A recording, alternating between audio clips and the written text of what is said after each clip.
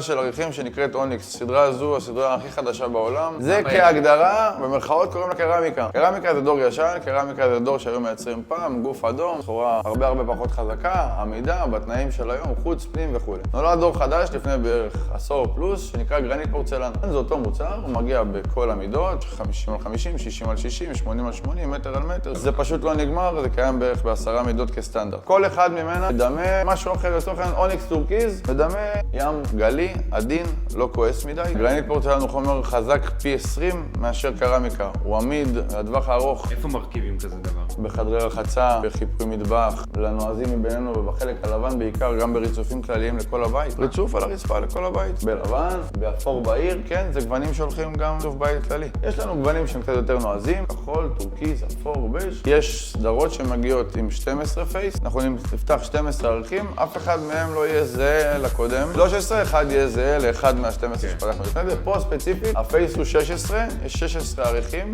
מכל סדרה. ב-17 תפגוש שוב פעם את אחד מהערכים שהיו בפריסה הראשונה.